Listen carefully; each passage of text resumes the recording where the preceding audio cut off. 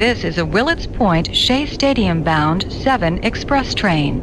The next and last stop is Willets Point, Shea Stadium. Oh, yes, it is the Subway to Shea podcast. Anthony Rivera here with you, talking about all the news and happenings surrounding that team from Queens, the New York Mets. Episode 180 from the Subway to Shea studios in my office. Make sure you're following Subway to Shea on X, Instagram, and TikTok at Subway to Shea. You can follow me at Ant Rivera86.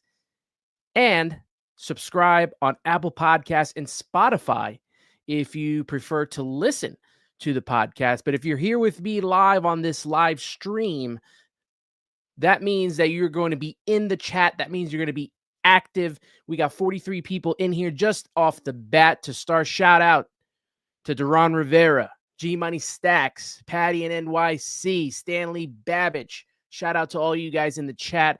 I'm going to be looking for you to be very active today. It's just me and you guys. We'll be talking about the Mets and what's been going on. Marcus Figueroa, good morning, my friend. Happy to have you be a part of this. Rosie K in the house as well. Shout out to everybody. And we're going to get this show on the road. I know in yesterday's promo on X, I said that we would be talking about the 2025 Zips projections via Fangraphs, and I kind of put a halt to that because we don't even know what this team's going to be looking like by the time we get to spring training, by the time we get to opening day. I'll say this, though, that the Mets were projected to win 87 to 90 wins, which is a definite positive, right? Above what they were projected to win starting last season. So they projected them being right in the thick of the division race with the possibility of winning it, considering, what else they do this offseason. The pitching projections looked kind of meh. They had Clay Holmes, of all people, looking like the best starter that the Mets have in the rotation. And you look at Kodai Senga being a part of that, coming back from injury. You have Sean Manaea, if he can replicate what he did last season. You have Frankie Matas in the rotation and Griffin Canning as well, David Peterson. Surprising that Clay Holmes is the one that has the best ERA, the most wins for a starter on the rotation. And then the offense looks very solid, even without Alonso, right? Thanks to Juan Soto and a rebound season from Francisco Alvarez, and also solid seasons from Francisco Lindor and a follow-up from Mark Vientos as well. So that's basically the summary of the Zip projection. So maybe when we get closer to the season, when we have a little more of a look into how this group will look heading into opening day, maybe then we'll get into those Zip projections. But obviously we got to start the show off, as we've been starting the show off probably for the last month or so, talking about the polar bear and Pete Alonso. And this time it's Pete Alonso offering the Mets a possible contract of what he would like to see for himself get. But it's been a weird week, right? With all these things coming out from the media. Mark Feinsand of MLB.com saying that Scott Boras wanted a Prince Fielder-like contract for Pete Alonso, which was 9 years, $214 million. And then you have Scott Boras after that going to Andy Martino of SNY saying that Fielder contract is not really relevant to the current negotiations going on with the polar bear, Pete Alonso. And then we get from John Heyman a day or two later from the New York Post saying 8 teams are in the Pete Alonso market. They want short-term deals. He threw out that Pete Alonso may have wanted 6 years, $150 to $180 million, somewhere in the lines of what Freddie Freeman and Matt Olson got, who both got 6 years, but they had better seasons than Pete Alonso did. And then you had Jim Duquette of MLB Network Radio, Sirius XM, talking about Pete Alonso offering the Mets a short-term deal with opt-outs, which plays right into what the Mets want, right? And what I assume a lot of fans want to see when it comes to what Pete Alonso gets at this point in time. So this offer is only available to the Mets. Kind of compared it to the Cody Bellinger type deal that he got, which was 3 years, $80 million. Opt-outs after the first 2 seasons,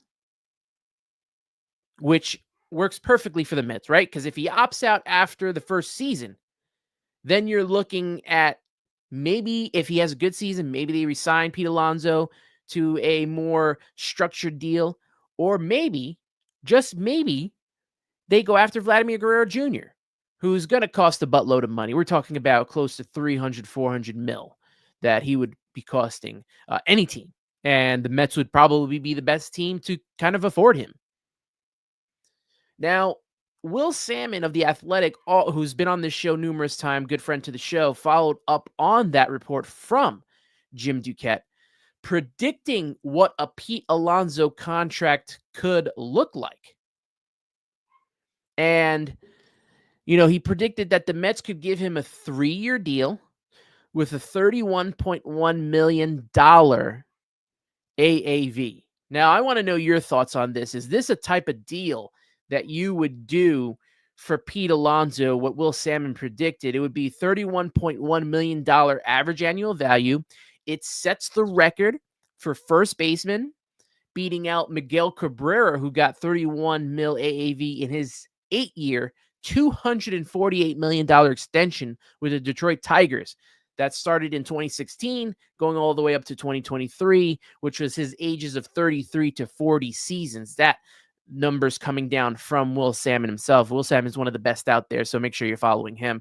He also would be the highest paid first baseman currently, because Freddie Freeman at this moment in time is the highest paid first baseman with a 27 mil AAV. Now, I said the highest I would go, and this is if it was kind of spread out to 5 years, which is the max that I would give Pete Alonso right now. And the max I would go AAV would be 27.5. I think that is a fair enough deal for Pete Alonso to take. But we will see what happens right now. There is no deal right now that is close at this moment in time. Now, let's go into the chat. I want to hear what you guys are saying when it comes to, Pete Alonso and Marcus Figueroa right off the bat. There's a reason Zips means 0. It's only a guess. Yeah, most projections, right? Most projections are a guess. I like to get into them sometimes because, it kind of gives us a feel for what they're thinking. Obviously, they never work out, right? I mean, when both the Mets and Yankees are good and the projection is, hey, we're going to have a Subway Series. Never happens. And we'll see how this plays out. But I feel like if you're going to do a projection, you want that to be closer to what this opening day roster is going to look like. Instead of doing it so early, this is not even spring training yet. And there are people already projecting what these teams, half the teams in Major League Baseball haven't made moves yet. So it's funny to see them already putting that out there. Rosie K saying the Mets will need to slug to be competitive. I hope that there's some movement soon, and so do I. I mean, I really wish, and we haven't seen movement in a consistent basis from the Mets. I want to say since Steve Phillips was general manager, as well as when Omar Minaya was the general manager as well. Everything is just a wait and see. Let's do one move at nothing. It has been multitasking here.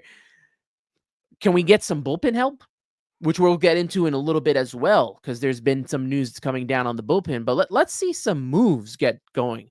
G Money Stack saying, I actually mentioned about a rumor regarding Luis Arraez, but I had debunked that rumor in my sports show, Excellent Fun, Vibrant Talks podcast. I doubt the Mets are going to trade the farm for one player. Now, I agree with you, G Money. I don't think that the Mets are going to go after Luis Arraez, and I'm going to talk about that shortly once we get out from the Pete Alonso, because those two go hand in hand. So once we get to Luis Arraez, we will kind of debunk all that discussion that was talked about. He also mentions that 9-year contract is a long time. I can't recall the last time a player had a contract like that. And to be honest with you, that didn't really work out. for the team that signed Prince Fielder. It didn't. I think he only played 4 out of the 9 seasons. He had a bad chronic injury, ended his cut his career short early. So and then a lot of those seasons were injury plagued. So that's not something that I want to get bogged down on. I said 5 years is the most I'll go, and I am sticking to it. Jeff Cohen thinks Pete Alonso should take that deal. I mean, he's the one that offered the deal, so the Mets are the ones that really have to say, hey, you know what? I think that works for us. Let's go with it. And I think if you're going to do the 3-year deal, you're going to give him the 90 whatever $million it is with the 31.1 mil AAV. I think that is the way to go. Rosie K is saying the Duquette report is really interesting. Seems like Boras is trying to get the Mets to move and other teams to express interest. Yeah, it's crazy how there really hasn't been this interest in Pete Alonso. Now, you would think that because the market for first baseman was so deep at the top, right? And that's including trades. You include Nathaniel Lowe, you include Josh Naylor, that there would be a lot of movement for Pete Alonso, who was probably last year the second best first baseman, especially when it comes to WAR. Christian Walker was the best. Pete Alonso came in second on that. But, teams are not really feeling Pete Alonso right now. And it's probably the asking price. They probably have the statisticians go back, the Moneyball guys saying, is this deal going to be worth it 5 or 6 or 7 years down the line? And for a lot of teams, probably including the New York Mets, it's not. And when you see the Mets sign Juan Soto, who is 26 years old and has a whole lot of career and a whole lot of prime left in him, you feel a whole lot different about that type of guy who could, whether he plays DH at some point in his career or moves to first base, kind of like what Bryce Harper did, that Pete Alonso, unfortunately, becomes, obsolete at that point in time. And we don't know if, will Pete Alonso's contract at the end of the day, will he be more of a Chris Davis? Will he be a Prince Fielder at the end of his career? Ryan Howard? The contracts don't work out as well for these teams. So, look, we'll see if the Mets and Pete Alonso can come to a situation. Shout out to Chris Ram in the chat. Shout out to Carlos Ortiz in the chat. Marcus Figueroa is saying perfectly fine, only 3 years. G Money Stacks asking, what's AAV in baseball? So it's the average annual value, right? Every year. So if the contract is, let's say, which was, talked about a few weeks ago, 3 years, 90 mil, then the average annual value would be 30 mil a year. So for the 3 years, it would add up to $90 million. So currently what Pete has offered is a little bit more than 90 mil to get him to 31.1 average annual of value. Bob Beer saying throw him the bone and get it done. Green Machine 82, good to have you in the chat, saying do that deal in a heartbeat. Jeff Cohen saying Freddie Freeman should be the highest paid first baseman, which he is at 27 mil. But every year, it doesn't matter who's the best player at the position come following year. Scott Boras, as well as a lot of players, are always looking to top the best player. It happens in football. Like, I think Dak Prescott of the Dallas Cowboys is, I don't know if at some point when he signed his deal, he was the highest paid quarterback in football. Did he deserve to be? Probably not, right? He's not the best quarterback in football, and they're pretty sure there's 4 or 5 other ones, Patrick Mahomes. But because of whatever quarterback the year before that got the highest paid deal, these quarterbacks now, and I'm pretty sure it goes in same hand in hand with the first basemen, they're looking to be the highest paid player in that position. That's why Juan Soto got the deal that he got. Is he the best player at his position in the outfield? No, right? It's definitely Shohei Ohtani, and he got $300 million less. Was Francisco Lindor the best shortstop? I think he's lived up to his deal, but was he the best shortstop at that time? I don't know. But there were so many shortstops looking for deals, and maybe this is a good thing for him, right? Because this is a good comparison. Let's get into this, right? So when Francisco Lindor was getting ready for his deal and opting to considering whether he should be a free agent or not, right? Marcus Semien was going to be available. Trey Turner was out there at shortstop. And who knows? Maybe Francisco Lindor wouldn't have gotten the deal that he would have gotten. It all depends. And this is why Pete Alonso not taking, what was it, the 158 from the Mets hurts him. Because now he overplayed his hand. And it stinks. Shout out to Stan from Westport. A shout out to Brad. Duran Rivera saying Mets need to extend their lineup with Pete and Santander and strengthen their bullpen with Scott, Raley, and Robertson. I'm going to start this real quick because we're going to come right back to that because that's going to head into the next topic that we're going to talk about. Jeff Cohen saying the 3-year deal with opt-outs is a fair deal. Pete, sign already and let's move on. I'd like to move on. I want to move on to the bullpen because the bullpen needs some help here, right? I don't know if they're going to go into the rotation and sign any more starting pitchers, but I really would like to have some bullpen help considering the Mets struggled in the postseason with the bullpen. If they can find another bat as well for DH, that would be great. Stan from Wet Sports saying a lot of fake news on the Pete contract. I depend on you, Hector of Blunt Thoughts, and Keith and Key for the facts. Appreciate you, Stan from Westport. Look, I am never going to break news to you on this. I am just going to come with my opinion and my thought. I leave the fact checking to, Will Salmon, who's great at, and if you haven't read Will Salmon's articles, please do. There's a lot of great guys. I had Andrew Tredenick of The Record of NorthJersey.com. He's another one. There's a lot of good ones out there.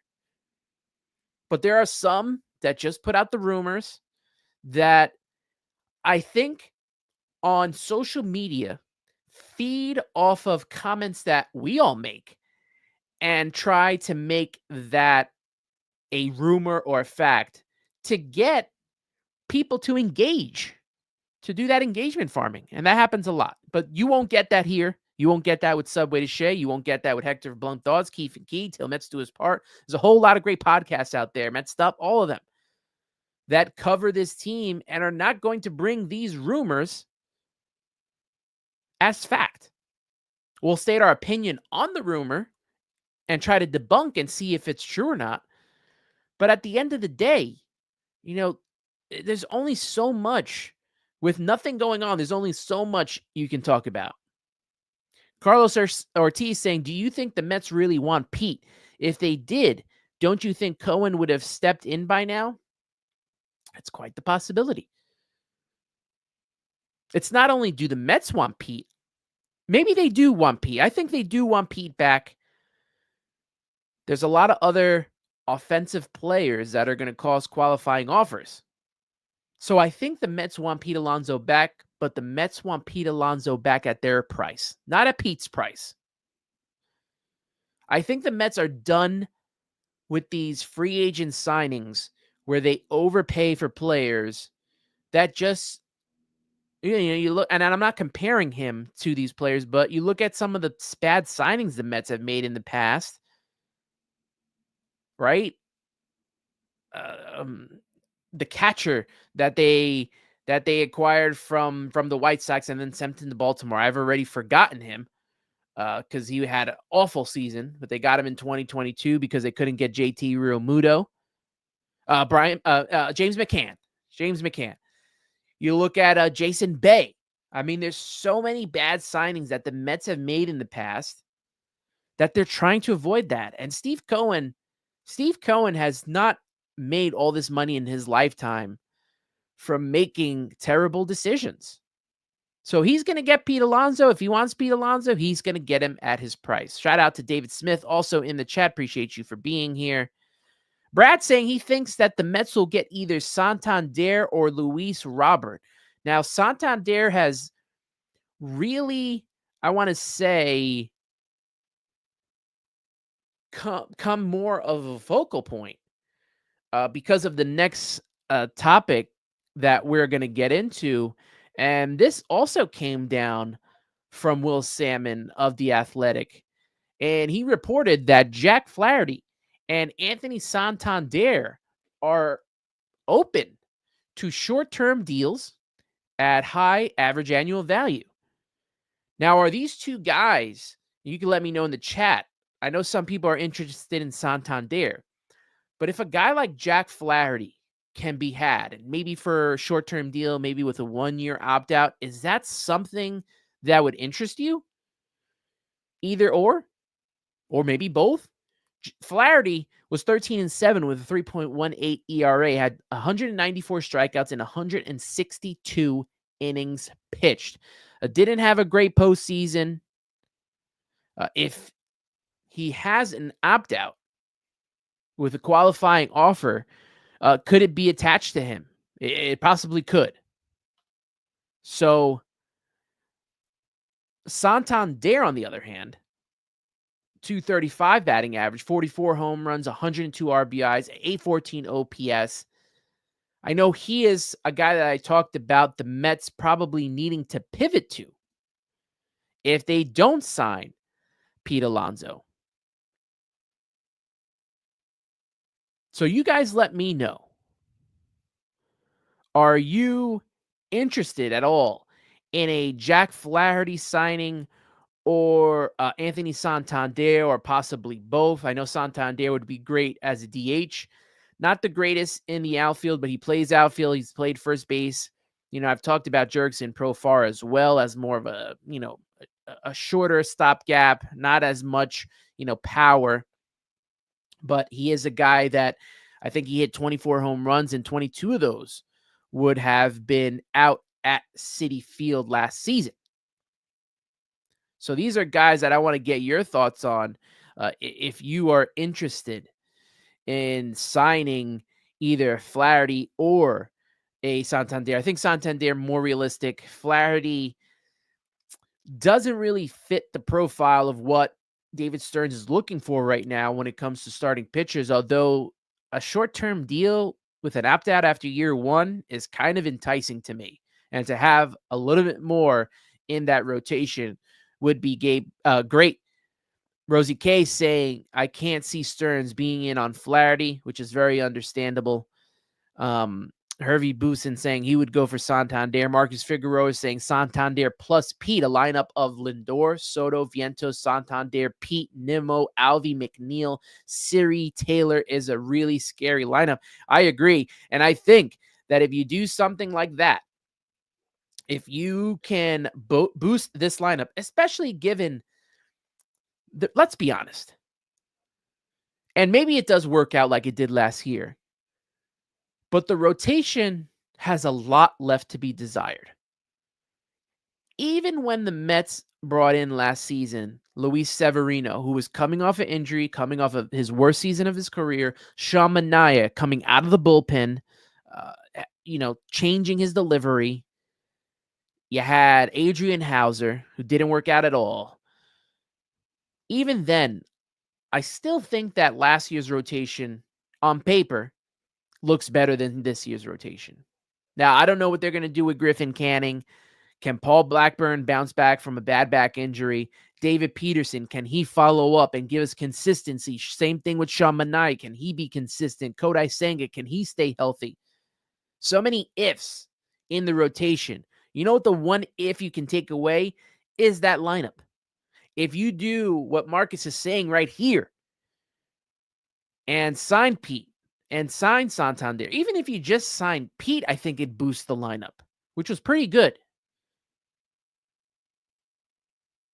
Now, if your worst player in the lineup is, Siri, Taylor, who Taylor had a pretty solid season last year, Siri, who's got that pop. Now, even McNeil, if he can bounce back and be that second half guy that he was, you're cooking with something. But I would love to have both Santander and Pete in the lineup.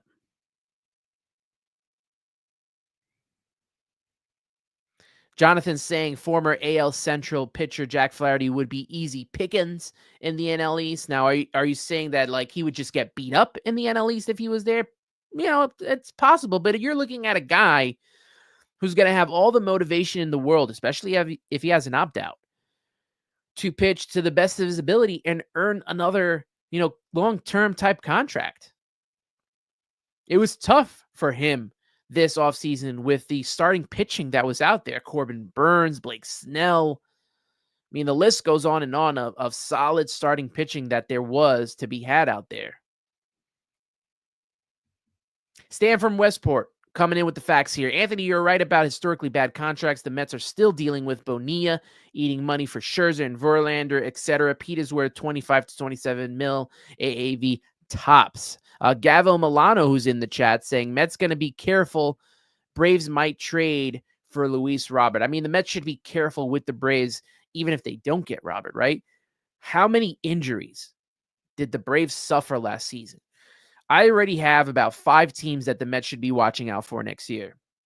Those 3 teams on the West, Dodgers, Diamondbacks, Padres, you got the Braves, as well as the Phillies. So that's definitely going to have to be something that has to be looked into. And that's why I want the Mets to improve, not just depth-wise, not just quantity-wise, but quality-wise as well. They got to get more top-line players in here and spend a little bit if you have to. Rosie K saying the rotation is full of question marks. That's why I said that they have to slug to be competitive. It goes in line with what Marcos was saying. Got to get a lineup out there that's going to help this team. Bob Beer also agreeing. Lindor, Soto, Alonso, Santander, Vientos, Nimmo, Alvarez, McNeil, and Siri, along with Taylor and Iglesias. Acuna and Torrens coming off the bench. Now, I don't know if Bob, I don't know if this is the lineup order you want, but I would definitely like to see Mark Vientos in that 2 or 3 hole. It'll probably be 3, considering that Juan Soto will probably bat 2. But I think if Vientos can follow up, him at the top of the lineup, 3, 4, I think is his best bet. Very consistent hitter with him. Did not let any slump affect him. You saw what he did in the postseason. And that would be solid to have Vientos in that top 4 role. Maybe Alonso 3 or Santander 3.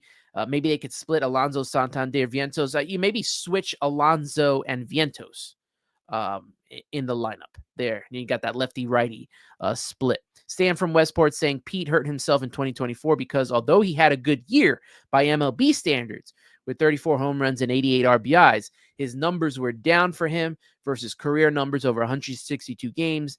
This gives weight to diminishing skills.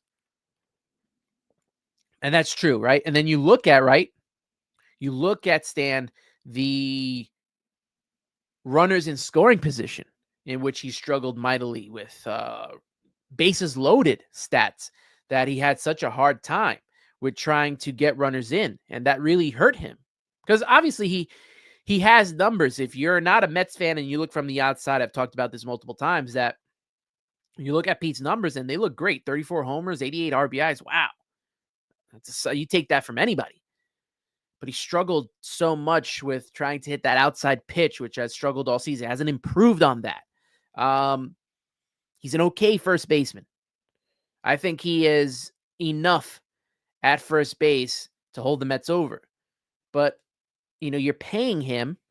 If you're going to be paying him $200 million that he wants, he's got to be better, way better, with runners in scoring position and the bases loaded.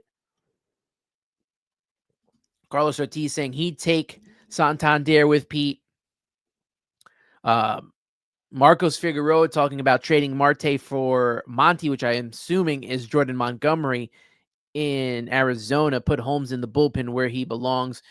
I have a feeling that if Clay Holmes doesn't work out in the rotation, he's going right to the bullpen, which is what I wanted him for to begin with, right? To be that setup man for Edwin Diaz. So win-win situation when it comes to Clay Holmes. Looking at a few more of these before we move on to the next topic here. Jeff Cohen saying, believe it or not, Pete should bat in front on Soto so he gets better pitches to hit. I just don't see him. I just don't see them. Soto Pitt had played so well at third, but maybe Vientos is the right guy to back him up. Maybe it is Vientos over Alonso. But even if you put Pete Alonso in front of Juan Soto, is that going to stop him from swinging at a pitch that he's done his whole entire career, pitches at the dugout? Is that going to stop Pete Alonso from swinging at those? It'd be nice to test out. It would definitely be. But you got a guy like Mark Vientos who was pretty solid, and I'm pretty sure teams will find flaws in him, but he's been pretty solid his run last season. And I know Marcos was a big proponent all over social media. He talked about how much Vientos was his guy all the way back to 2022. So props to you, Marcos, for being there with Vientos that whole entire time. G Money saying, well, it can be overwhelming to get runners from scoring position when it comes to Pete Alonso. But that's, if you're going to be paid the money that Pete wants, he's got to come through in those spots, right? Pete has to be the guy when it comes to bringing in runs. So, look, we'll see what happens with Pete Alonso as, this offseason moves forward. I'm pretty sure that we're going to continue to talk about it until he's signed. It'll be the first topic of the show, every show, as we try to figure out where Pete is going to go. But now that he's offered the Mets this 3-year deal, and as Jim Duquette says, exclusively for the Mets, maybe we are coming close to a finalization of some type of deal. Now that the numbers and the years and the parameters have been discussed, maybe now that the ball is in the Mets court, right, where they have Pete Alonso right where they want him. So we'll see what happens when it comes to Pete Alonso. Now, there's a couple of other players that the Mets have shown interest in, and this is a guy we're talking about now that he's on my wish list. He's a guy that I've wanted, Tanner Scott. Will Salmon of The Athletic said that the Mets are exploring even expensive options when it comes to the relief market. Now, we know that the Mets have not been, and David Stearns has not been that type of guy that wants to spend a lot of money on pitching. He's a more short-term guy, maybe more high AAV. But he is not going to give a lot of money to these starting pitchers. But the fact that he's exploring expensive options when it comes to the bullpen is a good sign.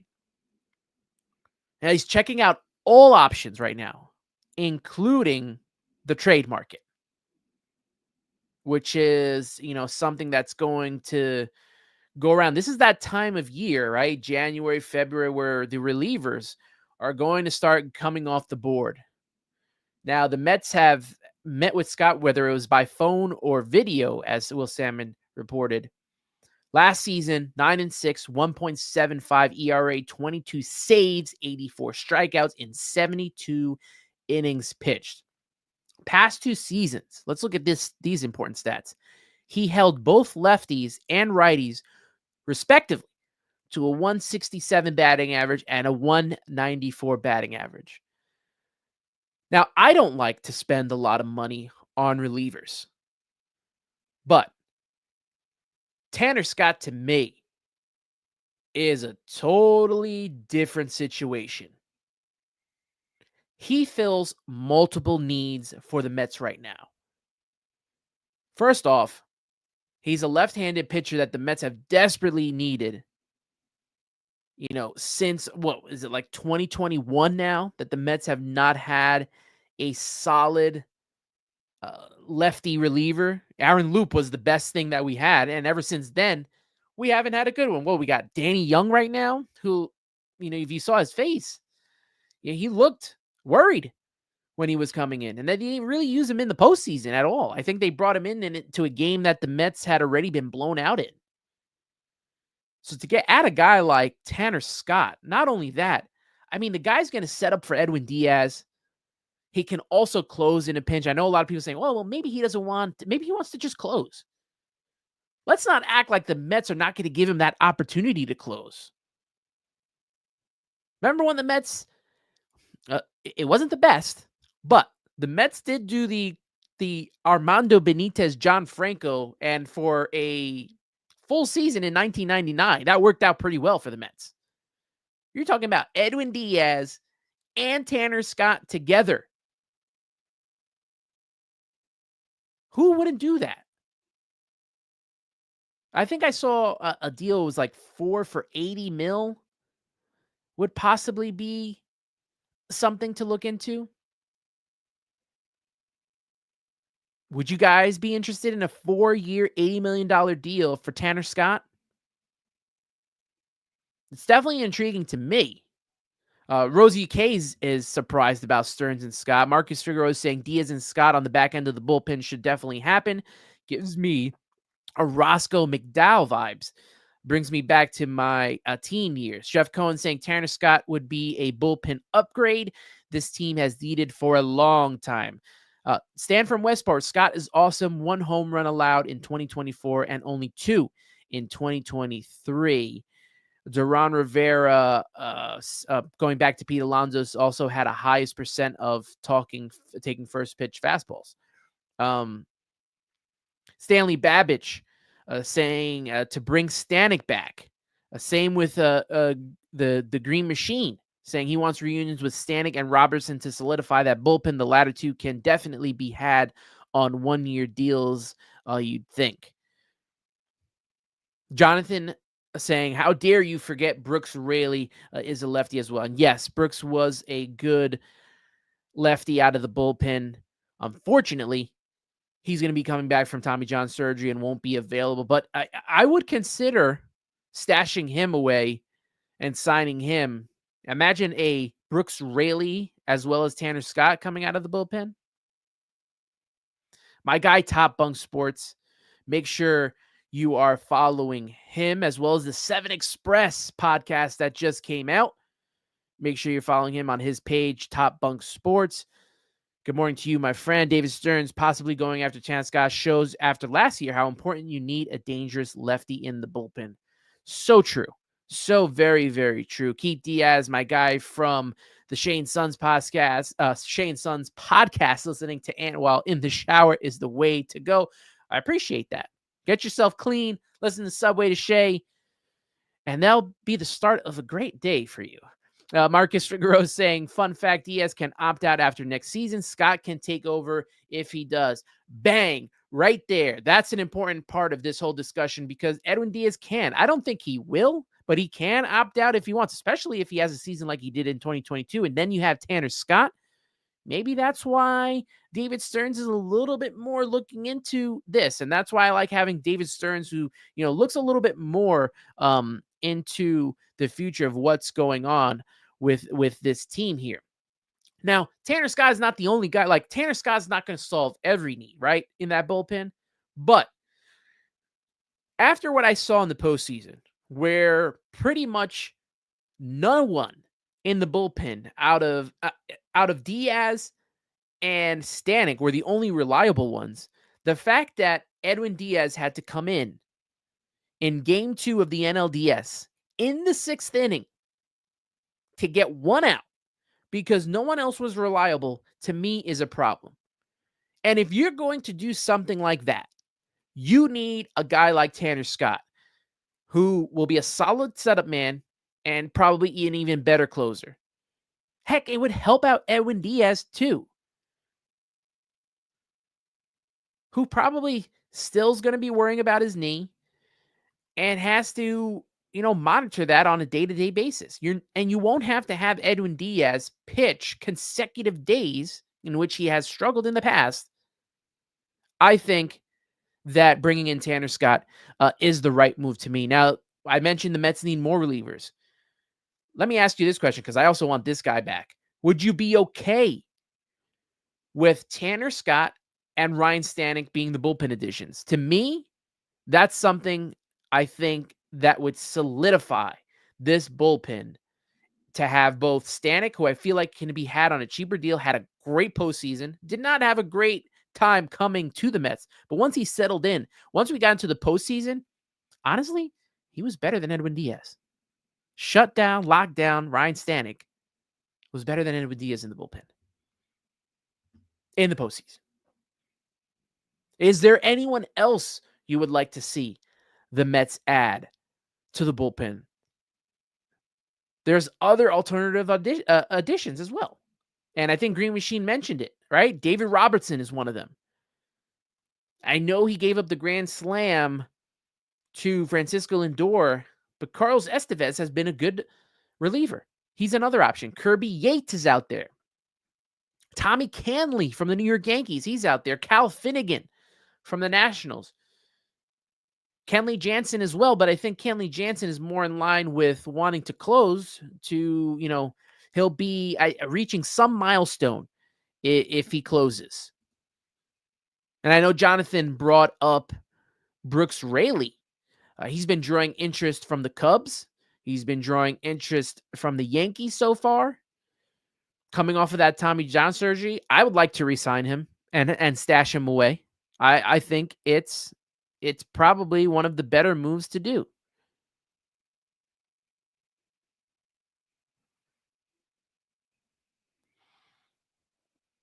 Stan from Westport. Stanek 100% plus Diaz plus Scott.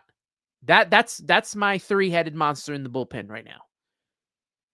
If I could do that. Bob Beer saying Scott is the player you would create in MLB The Show to perfectly complement the insurance for Diaz. I totally agree. Lane Kerner saying, do the Mets sign Tanner Scott for a 3-year deal? I think he's more in line to get 4, but maybe he could get, 4 with an opt-out in the 3rd year. Maybe the 2nd year. I think that's something that could work for the Mets. And we know that Mets like opt-outs, and I think it just works for a team that has to go past these thresholds when it comes to the tax, especially the Cohen tax. ACJ saying Stanek underrated. He would like to see the Mets go after Robertson as well. Marcos Figueroa saying Diaz, Scott, Daniel Nunez, Budo, Garrett, Stanek, and leave one spot open for someone with options, maybe McGill. I think it will be a combination of Griffin Canning and Paul Blackburn. I think McGill, they're going to try to keep him down as much as possible to be a starter down in AAA. I think actually got to figure out what they're going to do with McGill. Is he a starter? Is he a bullpen guy? I just don't know. Bob Beer mentioning a guy that I didn't even think about. AJ Minter is another guy you could talk about. Duran Rivera saying, need that dominant lefty to face Ohtani, Freeman, Harper, Schwarber, Olsen. Absolutely. Although Edwin Diaz kind of owns Kyle Schwarber, so that also helps the Mets as well. Top Bunk asking, Ant, would you add AJ Minter if Tanner Scott doesn't sign here? Absolutely. Absolutely. And probably could be had for a lot less, right? Let's be honest. But if I'm going to spend on a reliever, and I'm going to give, you got to spend on the quality of the player, right? If you're going to spend on the quality of the player, that quality belongs to Tanner Scott to me. I will give Tanner Scott the deal that he wants. Lane Kerner saying, how do you feel about the Mets re-signing David Robertson for it won't be a 4-year deal. David Robertson will be had on probably a 1-year deal, just like they did last time. Jonathan saying, I want the Mets to sign Kirby Yates and David Robertson. That's another tandem I would be good with, a cheaper option. David Robertson, as we know, is a very well-established reliever, closed for the Mets when Edwin Diaz went out, and he's played in New York so many. He loves New York, whether it was with the Yankees or with the Mets. He's played so well here. I wonder if he would want to come back, considering that the Mets traded him. I don't think that would be a problem, but that's something I would definitely like to see. Marcos saying McGill should be a reliever, worked wonders with his brother. Yeah. See if they can tap into that potential with McGill. Could one day he be a closer? I'm assuming that his brother is going to be a closer in Milwaukee, considering that they traded David Williams to the New York Yankees. I don't play around saying I feel like Hoffman deal kind of makes a lot guys more attainable. And Hoffman's deal, I think goes in line too with what the Mets are doing with Clay Holmes. I know that Hoffman wanted to be a starter as well, so that's something to look into. I see a lot of AJ Minters, Kirby Yates in the chat here. G Bunny Stack saying, so quality over quantity when it comes to the value of a baseball player. Exactly. Keith Diaz saying Jose Leclerc as well as a guy to look into to go along with Tanner Scott. I agree. I don't play around saying that Tanner Scott could possibly be Billy Wagner 2.0. Now, are we talking about the good Billy Wagner during the season? Or are we talking about when he blew some games in the postseason? We love Billy Wagner. I met Billy Wagner at the QBC. Great guy. One of the better relievers that the Mets have had. So good on him.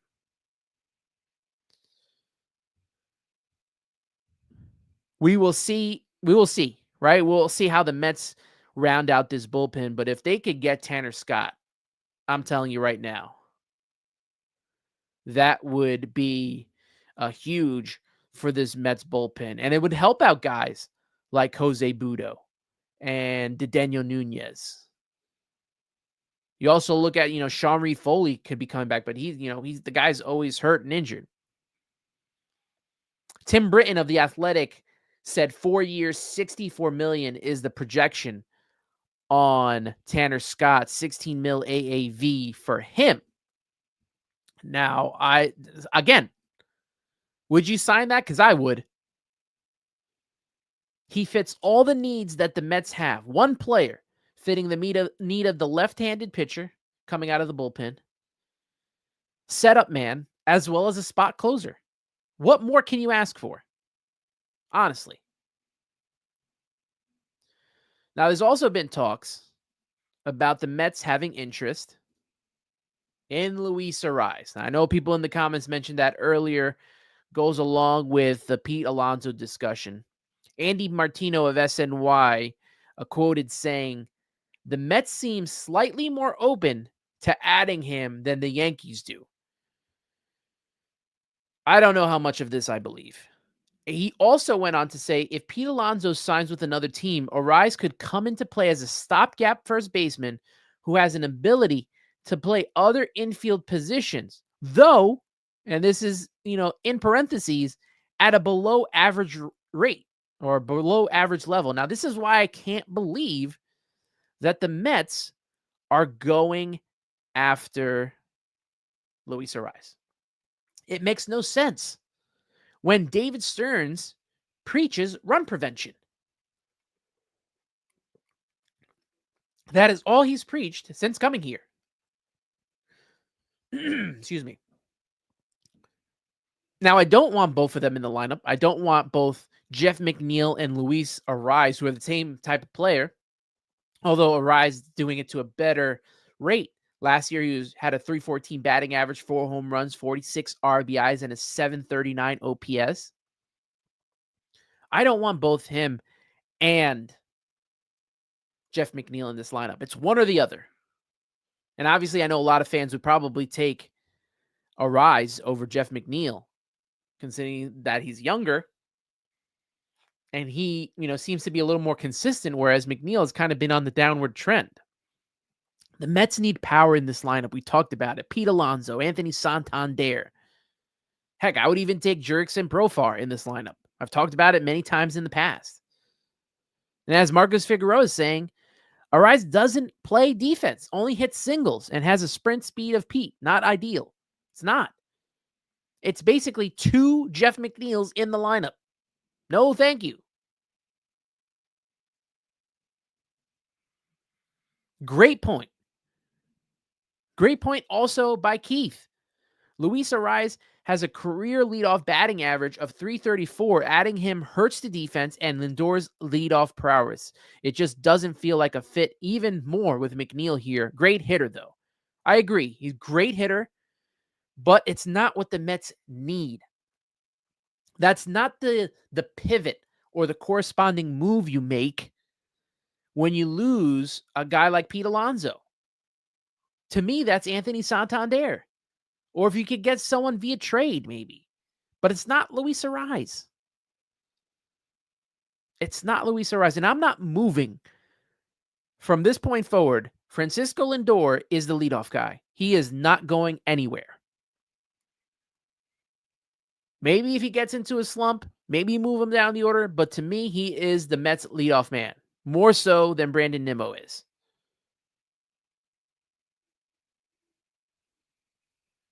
Duran Rivera saying Luis Arraez subpar defensively at every position, doesn't hit for power, doesn't run well. Need to be more athletic, more speedy, need to have more power, definitely needs to fit the defensive look that David Stearns wants. Another rumored name that's gone out there, Alex Verdugo. Now, Chris Cotillo of Mass Live covers the Boston Red Sox, was saying that there's been interest from a lot of teams, but also including the New York Mets, in Alex Verdugo. Now, 2024 for him, he batted .233, 13 homers, 61 RBIs, and a .647 OPS. Worst batting average and OPS of his career. Was a part of the trade that sent Mookie Betts to LA. Don't know how he fits with this Mets team. You have Juan Soto in the outfield, Brandon Nimmo, a Syrian tailored center field, as well as Starling Marte out there. Why would they want to add Alex Verdugo unless, you're trading one of the back three that I mentioned, Marte, Siri, Taylor? I just don't see a fit here. And he's probably not going to play left field, and he's not going to play right with Soto there. So you're having him play center field where he's only played 125 out of 767 career games.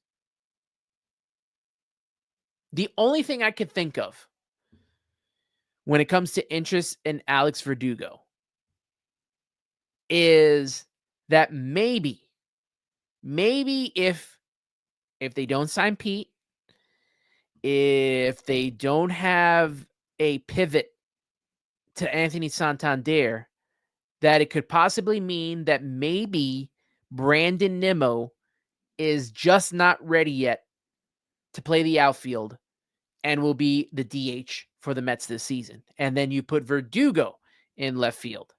That's the only thing I can think of, Jeff. As Jeff says, why Alex Verdugo? Keith not happy about it either. And he's saying Verdugo gets signed, then start worrying about this outfield's health. Yeah. It's the outfield's health is enough of a worry already with Marte, Soto struggling. And I know he said he wants to improve defensively. But you have him and Nimmo in the corners. Nimmo coming back from his plantar fasciitis. Best outfielder the Mets have right now. The best defensive, let's put it that. The best defensive outfield outlook with the Mets would be Taylor and Siri in the outfield. Siri playing center field, and you could put Taylor wherever because he plays all around. G Money Stack saying Alex Verdugo is a terrible athlete.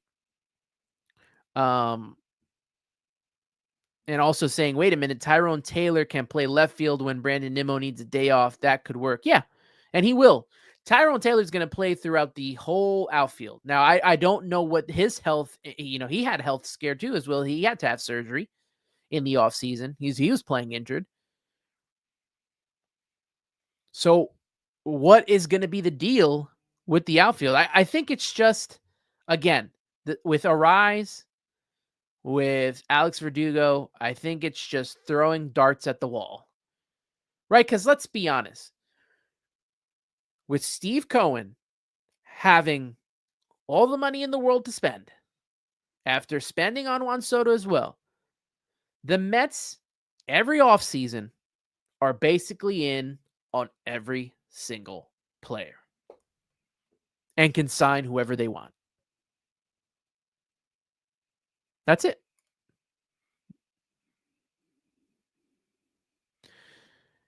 I don't play around saying, is Verdugo better than Taylor, though?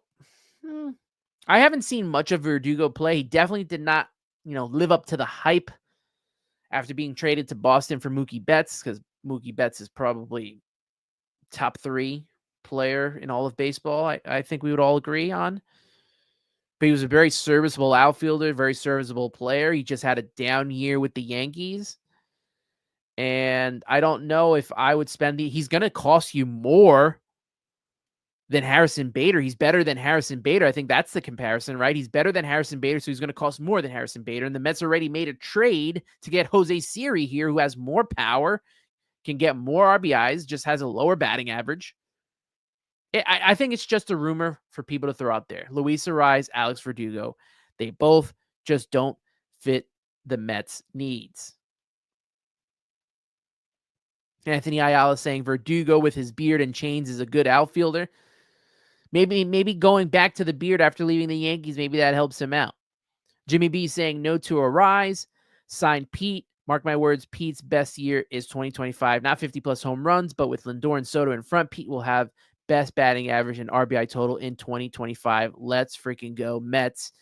And look, especially if he gets an opt-out after the first year, you can, bet on Pete Alonso bouncing back and having a better season. Marco's saying not in 2025, but won't be surprised if Soto is the Mets' future first baseman, which is something I talked about earlier, kind of that transition that Bryce Harper made from the outfield to first base. I wouldn't be shocked if we saw something like that. G-Money Stats saying no way Verdugo is better than Tyrone Taylor. Keith Diaz saying Verdugo plays a solid left field, but that's it. Versatility isn't a thing with him. Just feels like we can find such a better option. And is right. We're going to just be linked to everyone forever with Cohen. So that's pretty much how I feel. And, this is the guy that I want to bring back. Excuse me as I drink water, but this is the guy that I want to bring back, as Mark goes. Jesse Winker. Can we bring at least Jesse Winker? Jesse Winker, to me, should have already been signed. I can talk about it off the top of my head every day, 24/7. To me, Jesse Winker is a must sign. Could be DH, can play some outfield. He'll be able to rotate with the players in the lineup. Got the grit, has the fight in him, has something that was missing from this Mets team when it comes to toughness that he brings and the swagger that he brings. I think that the Mets should re-sign Jesse Winker. He's definitely a part of my wish list. And then Jeff Cohen agrees, Keith agrees, and Jay's Beers agrees as well as Lane Kerner that the Mets need to bring back Jesse Winker.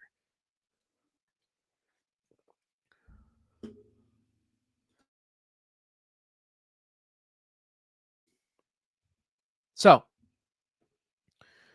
that is basically the news and the interest in players. So to me, I feel like the real interest obviously is in Tanner Scott. I don't see there being real interest in Luis Arraez and Alex Verdugo at all. But Tanner Scott, even though he's going to cost a lot of money, I think that the interest is in Tanner Scott, which came down from Will Salmon. Whether they get him or not, which Will mentioned in his article, is to be seen. Like there's no guarantee that they get him, but it's great to see the Mets, pick up that phone, link up that Zoom and get a conversation in with Tanner Scott. Now, as we wrap up this show, latest news and happenings, and I want to talk about the Mets avoiding arbitration. And thankfully, Mike Mayer of Mets Rumorized put out the chart on X. So I'm going to put it out down here. This is, straight from Mike Mayer. So giving him all the credit in the world here. Paul Blackburn signed a $4.05 million deal avoiding arbitration. Now he's projected to make $4.4 million. David Peterson making $4.625 million. He was projected to make 4.4. Tyrone Taylor 3.025. He was supposed to make 2.9.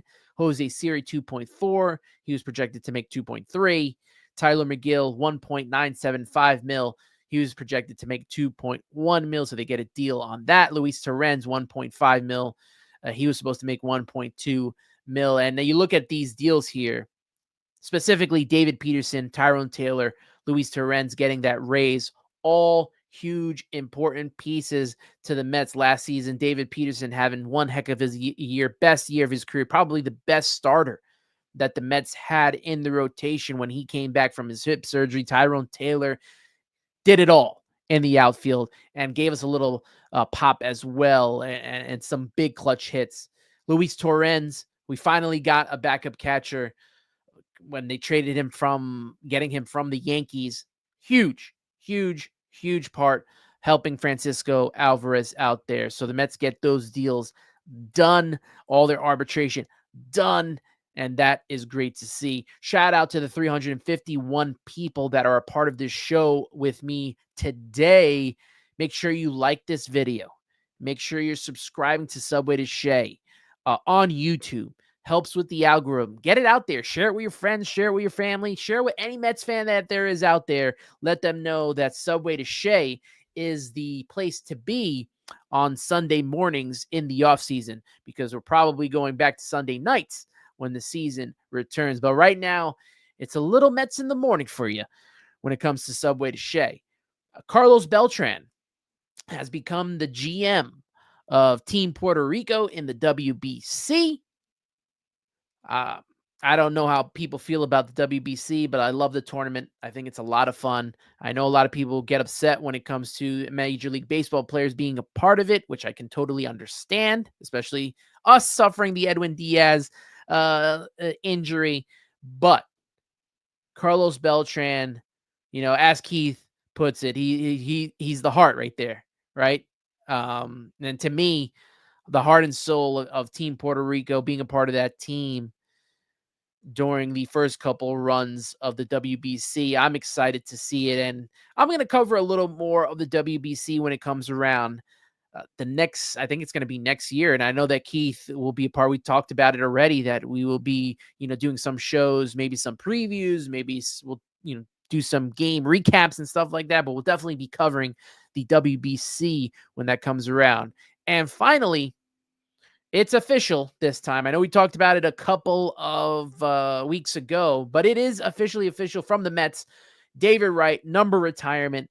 The number 5 will go in the rafters, and he will also be a Hall of Famer.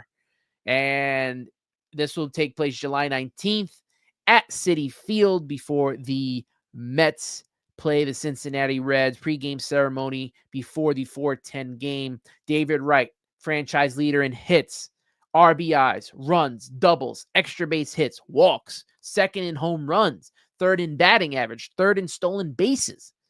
And he'll join the likes of Tom Seaver, Mike Piazza, Jerry Kuzman, Keith Hernandez, Willie Mays, Dwight Gooden, Darryl Strawberry, manager Gil Hodges, along with manager Casey Stengel, as well as Jackie Robinson up in the rafters.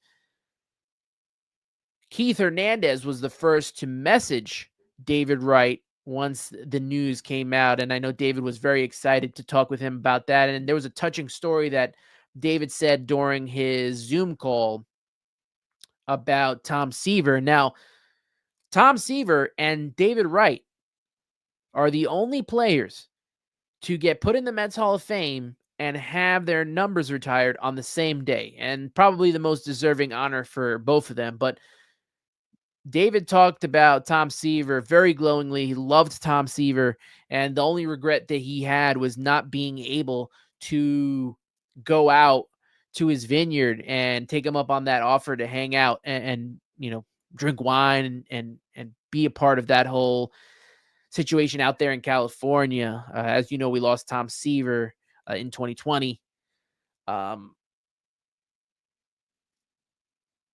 David Wright, one of my favorite players of all time. As Jimmy B puts it, class act, was our light on some bad teams and the captain of some great teams. Carlos Ortiz saying, thought Carter would get his number retired before Wright to finish off the A's. I thought so too. I at least thought, since they retired numbers last year, right? Doc and Darryl, and they've done this thing, if you've seen, they would, retire numbers, and then they would do a Hall of Fame year, and then they would do a year of retiring numbers. And so I thought that maybe David Wright would go into the Hall of Fame this year, and then next year they would retire, Carter's, and then do someone else, and then retire Wright's number. But It's great to see there's no one else that's deserving of this honor more than David Wright. Jimmy B saying if Wright's back didn't go out, he'd be going into the MLB Hall of Fame as well as the Mets Hall of Fame. Stan from Westport talking about the WBC. National pride is important for players as in world soccer. I totally agree. Jeff Cohen, just mentioning what I said. The old regime would split the number retirement ceremony and Hall of Fame ceremony on different days for attendance purposes. They ain't doing that this time. Not with David Wright. It's going to happen all at once. You can get your tickets now. I know I got my tickets in advance when I heard the rumors that this was happening, so I'm glad I got that because they got super expensive. That's for sure. One other note that David Wright mentioned, the fact that he stayed in New York, and I put out a short about his loyalty to New York, and he mentioned during his Zoom press conference that watching players like Chipper Jones stay in Atlanta his whole career, as well as Derek Jeter, inspired him to stay in New York, and he's a New York Met through and through. Congratulations to David Wright, a well-deserved honor, one of the best out there human beings, one of the best players in Mets history, definitely probably the best position player in Mets history. Shout out to David Wright, and congratulations to him. And once again, shout out to everyone in the chat. Had over 339 people in the room with me. Thank you so much. Thank you for being a part of this show today. Make sure you like the video. Make sure you're subscribing. Also, follow Subway to Shea on X, Instagram, and TikTok at Subway to Shea. Follow me on X at AntRivera86 and subscribe on Apple Podcasts and Spotify as well. Because if you like to listen, whether you're on the road or you want just like listening to podcasts, Apple Podcasts and Spotify is where you will find me. And make sure you subscribe again on YouTube. But that wraps up the Subway to Shea podcast. Thank you so much for tuning in and for being a part of the chat. It was a lively chat. I appreciate that on days that I got to do this show solo. It's very important to have you guys be a part of this and help me get through the show, because sometimes I worry, am I going to be able to get to an hour? Am I going to be able to, do 10 minutes? But you guys helped me out a lot. We had a lot of great topics to talk about. Hopefully there is some resolution finally next week to this Pete Alonso situation. I really do hope so, because the Mets really need to move on and focus on the rest of this team and what they have coming down the pike. But we will get into more next week when the Subway to Shea podcast returns. For Anthony Rivera, you've been listening to Subway to Shea, and always remember, let's go Mets.